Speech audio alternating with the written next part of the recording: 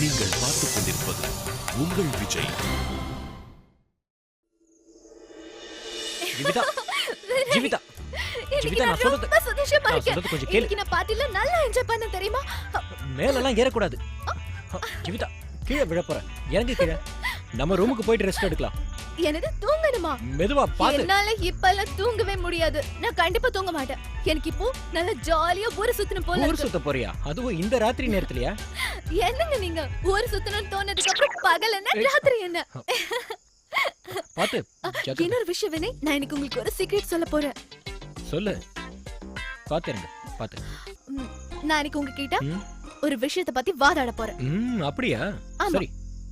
இங்க பாரு Jeevitha. Silence in the court room. Order order order. Silence. மறந்தே போயிட்டேன். கீழே இருக்கணும்ல. பாத்து பாத்து ஜாக்கிரதை. நீங்க நீங்க அந்த பக்கம் போய் நில்லுங்க. இங்கயா? இது வரைக்கும் நீங்க தான் குற்றவாளியை கூண்டுல நிக்க வச்சு கேள்வி கேட்டிருக்கீங்கல்ல? இன்னைக்கு நான் உங்களை நிக்க வச்சு கேள்வி கேட்க போறேன். இதான் உங்களோட கூண்டு. இதுவா? நீங்க தான் குற்றவாளி. அப்புறம் நீங்க பண்ண தப்பு என்னன்னா, உங்களோட மனைவியை பக்கத்துலயே உட்கார வச்சுக்கிட்டு நீங்க இன்னொரு பொண்ணை சைட் அடிச்சிருக்கீங்க. அதுக்கு சாட்சி யார் தெரியுமா? யாரு? மிஸ்ஸஸ் ஜீவிதா வினய் சிங். அது சரி. அப்ப நீ யாரு? நான் தான். உங்களுக்கு தண்டனை கண்டிப்பா கிடைக்கும். தண்டனையா? மிஸ் ப்ராசிக்யூட்டர், குற்றவாளிக்கு நம்ம தண்டனை கொடுக்கறதுக்கு முன்னாடி அவங்களோட வாதத்தையும் நம்ம கேட்கணும் இல்லையா? அப்பதான் உண்மை தெரியும். வாய்ப்பா? கண்டிப்பா கிடைக்கும். ஏன் கிடைக்காது சொல்லுங்க. இங்க பாருங்க மிஸ்ஸஸ் வினய், நீங்க ஒரு விஷயம் சொல்லுங்க. நாம க்ரூஸ்ல இருக்கும்போது நீங்க உங்க முடிய கோதிக்கிட்டே இருந்தீங்க. Is it right? ரைட். அதே நேரத்துல உங்களோட மொபைலை கூட நீங்க செக் பண்ணிட்டு இருந்தீங்க. அது 2-3 தடவை கூட கீழே விழுந்திருக்குன்னு நினைக்கிறேன். Is that right? Right. Right right. அதே நேரத்துல உங்க மேக்கப் அடிக்கடி கலஞ்சது. அதனால உங்க பேக்ல இருக்கிற கண்ணாடி எடுத்து நீங்க அடிக்கடி பார்க்க வேண்டியதா போச்சு. Is that right? Right right. ஆனா நீங்க இதெல்லாம் சொல்றதுனால நீங்க குற்றவாளி இல்லன்னு ஆயிடுது மிஸ்டர் வினய். மிஸ் ப்ராசிக்யூட்டர், நான் எதுக்காக உங்ககிட்ட இதெல்லாம் பொறுமையா சொல்றேன்னா, என் கவனம் உங்க மேல இருக்கும்போது நான் எப்படி இன்னொரு பொண்ணை சைட் அடிச்சிட்டு இருக்க முடியும்? பாயிண்ட கரெக்டா நோட் பண்ணுங்க மை லார்ட். இவ்ளோ அழகான பொண்டாட்டி பக்கத்துல இருக்கும்போது யாராவது வேற ஒரு பொண்ணை ஏறெடுத்து பாப்பாங்களா? நீங்க சொல்றத நான் ஒத்துக்கிறேன். ஒத்துக்கிறேன். My lord, case cancel. Cancel. Cancel. இது ரெண்டு தப்பும் பண்ணல. Thank you. நீங்க இந்த கேஸ் கூட ஜெயிச்சிட்டீங்க mister Vinay. No punishment. No punishment. தண்டனை இல்ல.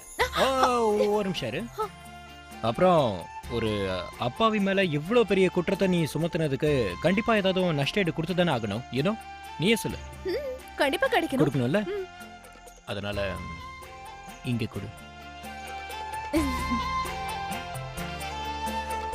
உங்களுக்கு நீங்க கேட்டது கண்டிப்பா கிடைக்கும். நிஜமாவா?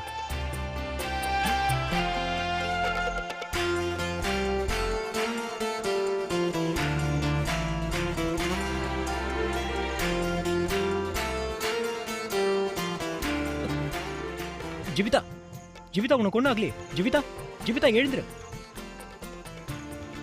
எல்லாம் மாக்டெயில் தான், சும்மா தூக்கி விட்டுருச்சு. குடிக்கிறவங்களுக்குலாம் ஒன்று சொல்லிக்கிறேன், ப்ளீஸ் மாக்டெயிலை பார்த்து குடிங்க.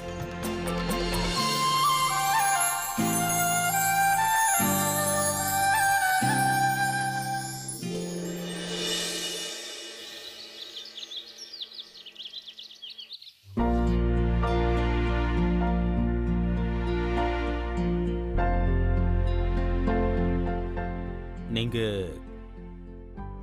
கூட்டமா சேர்ந்து சதி பண்ற மாதிரி இருக்கு. எங்க சதி என்னன்னு போக போக தான் தெரியும். இப்ப அவசரப்படாதீங்க.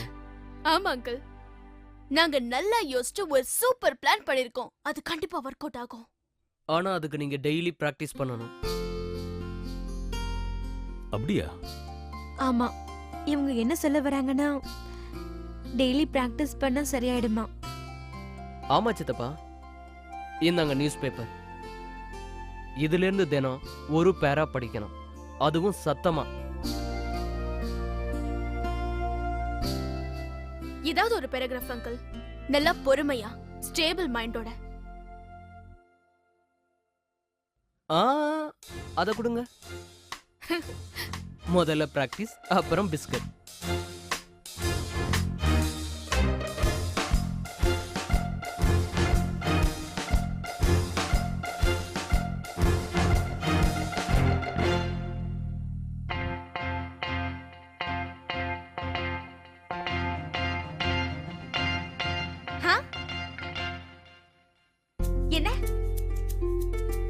காதலையே விழ மாட்டேங்குது. சத்தமா படிக்கணுமா? ஆமா, சத்தமா சத்தமா. இந்த நிலைமையில உலகத்துல இருக்கிற எல்லா நாடுகளும் பொருளாதார நெருக்கடியை சந்திச்சுக்கிட்டு இருக்குது. இந்த பொருளாதார நெருக்கடியால இந்தியாவுக்கு எந்த விதமான பாதிப்பும் இதுவரைக்கும் இல்லை. இன்னொரு சந்தோஷமான செய்தி என்னவென்றால், இந்தியா வேலைவாய்ப்பு திட்டங்களில் இதுவரைக்கும் முதலிடமே வகிக்கிறது. மாதம் 5% உயர்வை சந்திக்கிறது. இத்துடன்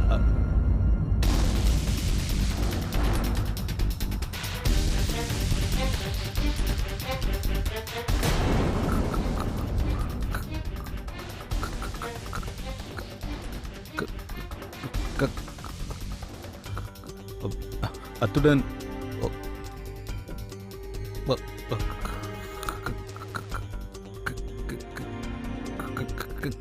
கடந்த சில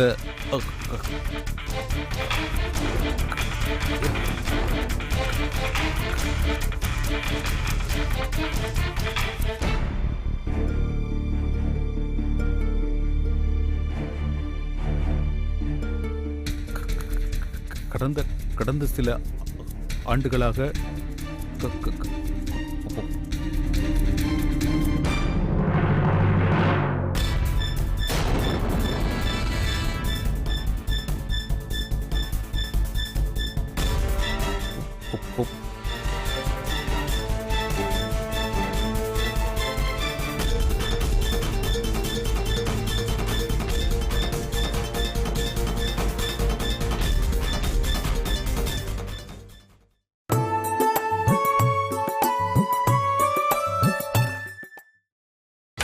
நீங்கள் பார்த்துக் கொண்டிருப்பது உங்கள் விஜய்.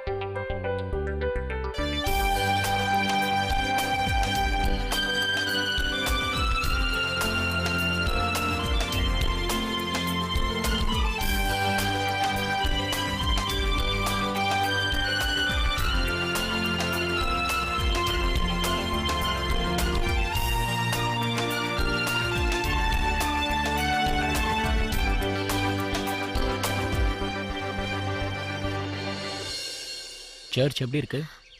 ரொம்ப அழகா இருக்கு. வினய், ம் நீங்க என்னைக்காவது சர்ச்சுக்குள்ள போயிருக்கீங்களா? சின்ன வயசுல அப்பா தான் என்னை கூப்பிட்டு போவார். அவர் அடிக்கடி என்ன சொல்லுவார்னா, சர்ச், கோவில், மசூதி எல்லாமே ஒன்று தான்வார். இருக்கிற எல்லா கடவுளும் ஒன்று தான், அவங்க ரூபங்கள் தான் வேறன்னு சொல்வார். உங்க அப்பாவோட எண்ணம் ரொம்ப சரியா இருக்கு. ம் சரியா மட்டும் இல்லை, தொலைநோக்கு பார்வையோடவும் இருந்தார். அவர் இந்த சமுதாயம், ஜாதி எல்லாத்தையும் சீர்திருத்த பார்த்தார். இந்த கருத்துல தான் தாத்தாவுக்கும் எங்கள் அப்பாவுக்கும் நிறைய வேறுபாடுகள். உங்களுக்கு தெரியுமா, எங்க அப்பா கூட எப்பவுமே இப்படியே தான் யோசிப்பாரு. அவரோட விருப்பப்படிதான் எல்லாத்தையுமே செய்வாரு. அவரோட கல்யாணத்துக்கு கூட அவரோட விருப்பப்படியே பண்ணிக்கிட்டாரு. பாட்டிக்கு அதனால ரொம்ப கோவம். எது எப்படியோ நல்ல வேளை உங்க அப்பா உங்க அம்மாவை கல்யாணம் பண்ணாரு. இல்லைன்னு வச்சுக்கோ, நீ எப்படி வந்திருப்ப? நீ மட்டும் இல்லைன்னா ஏனாலுமே யோசி. வினய், என்னோட அம்மா அப்பா இன்னைக்கு உயிரோட இருந்திருந்தாங்கன்னா நம்மள பார்த்தவங்க ரொம்ப சந்தோஷப்பட்டிருப்பாங்க. வினய், அவங்க கண்ட கனவு நிறைவேறி இருக்கும். ஒன்று தெரியுமா ஜீவிதா, பெத்தவங்க இறந்த பிறகும் நம்ம குழந்தைங்க ரூபமா மறுஜன்மம் எடுப்பாங்க. என்னோட அப்பா, உன்னோட அப்பா அம்மா கண்டிப்பா ஒரு நாள் அவங்க நமக்கே வந்து பிறக்கலாம். எனக்கு நம்பிக்கை இருக்கு. போலாமா? சரி.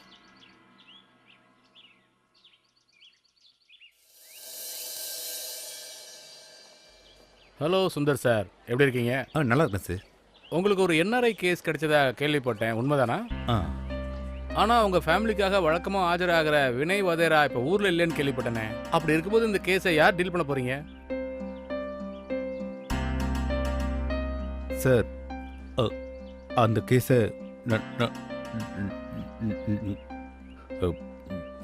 நான் தான் வாதாட போகிறேன். நீங்களா?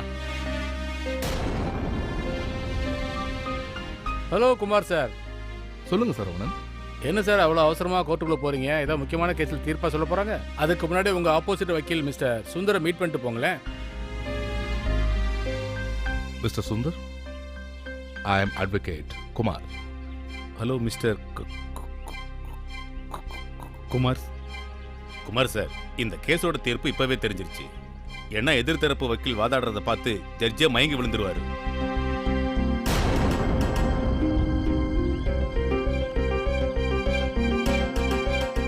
சார், இப்போயே உங்க கிளையண்ட்டுக்கு ஃபோன் பண்ணி உங்களுக்கு வர வேண்டிய பணத்தை ரெடி பண்ண சொல்லுங்க. ஏன்னா இந்த கேஸை வாதாடுறதுக்கு முன்னாடியே உங்களுக்கு வெற்றி உறுதியாயிடுச்சு.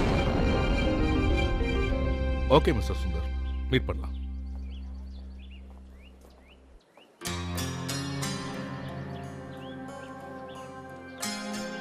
அங்கிள், நீங்க எதுக்கு வருத்தப்படாதீங்க. உங்களோட திறமை என்னன்னு கோர்ட்ல வாதாடி காட்டுங்க. அப்புறம் அவங்களே அவங்க மூஞ்சில கரிய பூசிப்பாங்க. போலாமா?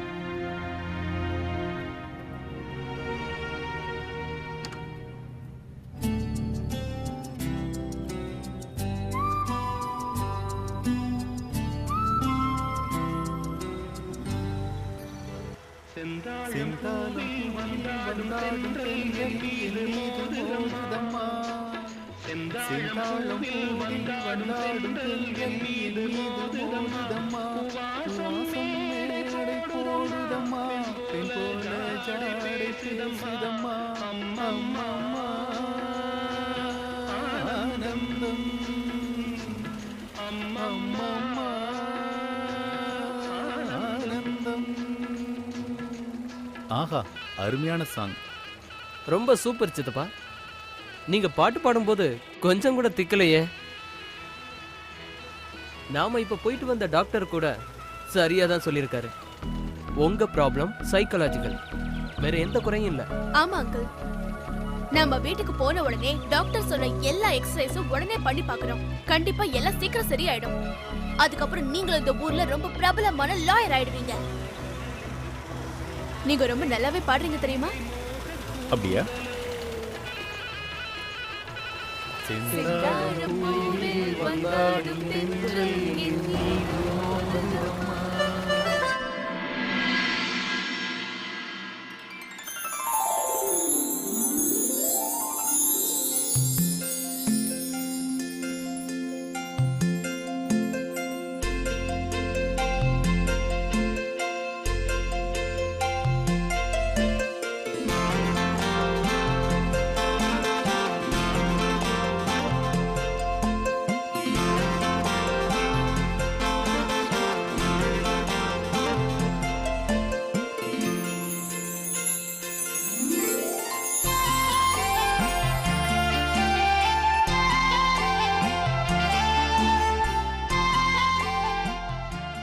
கர்த்தரே, ஜீவிதா உங்ககிட்ட என்ன வேண்டிக்கிட்டாலும் ப்ளீஸ் அதை முழுசாக நிறைவேற்றுங்க. அவள் வாழ்க்கையில் எப்பவும் சந்தோஷமாக இருக்கணும். அவள் சந்தோஷம்தான் எனக்கு முக்கியம்.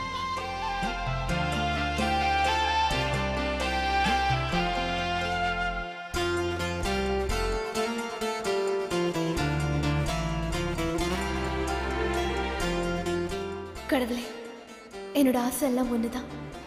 என்னோட புருஷன் என்ன வேண்டிக்கிறாரோ அதெல்லாத்தையும் நீங்க நிறைவேற்றி வச்சிடணும். ஏன்னா அவரோட சந்தோஷம்தான் என்னோட சந்தோஷம்.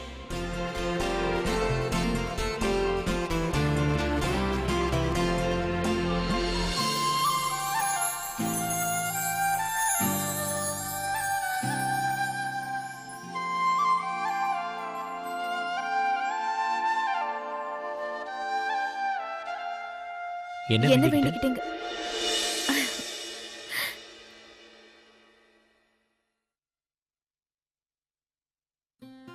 என்கிட்ட சொல்லலாம்ல? ஆமா,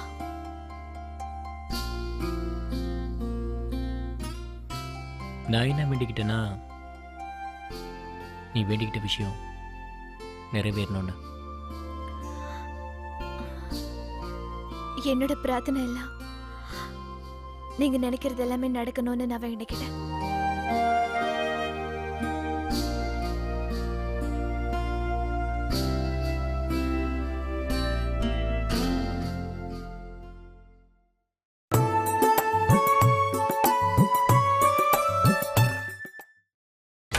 நீங்கள் பார்த்துக் கொண்டிருப்பது உங்கள் விஜய். அம்மா, சித்தப்பாவுக்கு அவரோட குரல்ல எந்த பிரச்சனையும் இல்லைன்னு டாக்டர் சொல்லிட்டாரு. அவரு உங்களை மாதிரி என்ன மாதிரி நார்மலாக தான் இருக்காரு.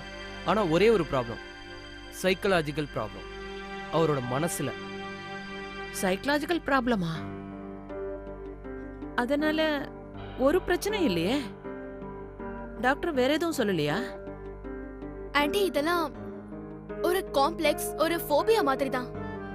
ஒருவேளை ஏதாவது இன்சிடென்ட் இவர் மனசையும் மைண்டையும் பாதிச்சிருக்கலாம். ஆனா மாலதி, இது டாக்டர் கிட்ட கேட்கலையா? இந்த மாதிரி வியாதிக்கு நிச்சயமா ஏதாவது மருந்து இருக்கணுமே. சித்தி, இந்த ப்ராப்ளத்துக்கு எந்த மருந்தும் இல்லை. இந்த மாதிரி வியாதி மருந்துகளால குணமாகாது. இதை வேற மாதிரி தான் குணப்படுத்த முடியும். இன்னொரு விஷயம் என்னன்னா, டாக்டர் இது குணமாகணும்னா சின்ன சின்ன வோக்கல் எக்ஸசைஸ் பண்ணணும்னு சொன்னாரு. ரைட். ஆனா அதுக்கு முன்னாடி இவரை எந்த விஷயம் பாதிச்சிருக்குன்னு நாம தெரிஞ்சுக்கிட்டாகணும். பிரச்சனை என்னன்னு கண்டுபிடிச்சிட்டோம்னா சொல்யூஷன் கண்டிப்பா கிடைச்சிடும்.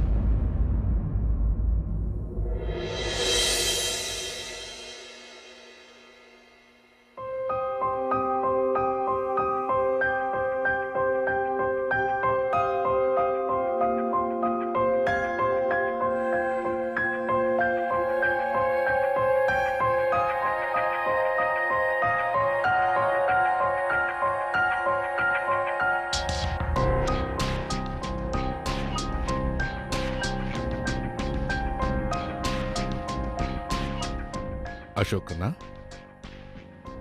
கொஞ்ச நாளா நீ ஏன் என் கூட செஸ் விளையாட வரல? என்ன விஷயம்? ஒன்றும் இல்லை தாத்தா, வந்து எக்ஸாம் ஸ்டார்ட் ஆக போதில்ல, அதான் அதுக்கு ப்ரிப்பேர் பண்ணிக்கிட்டு இருக்கேன்.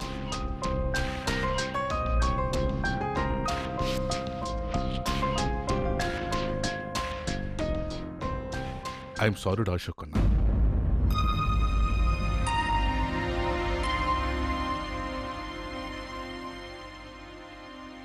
உன் எதிரிலேயே உன்னோட அப்பாவை பத்தி நான் அப்படிலாம் பேசியிருக்க கூடாது. ஐம் சாரிடா கண்ணா. பெத்த புள்ள முன்னாடி அவனுடைய அப்பாவை யாரும் தப்பா பேசக்கூடாது. கண்ணா, நான் உன் இடத்துல இருந்திருந்தா கண்டிப்பா என்னாலையும் பொறுத்திருக்க முடியாது. எனக்கு தெரியும்பா, என்னோட செல்ல பேரை என் மேல கோவமா இருக்கான்னு. இல்லை தாத்தா, எனக்கு உங்க மேல கோபம் இல்லை. ஆனா எனக்கு பிடிக்கவும் இல்லை. இருந்தாலும் நீங்க அப்பாவை அப்படி திட்டிருக்க கூடாது.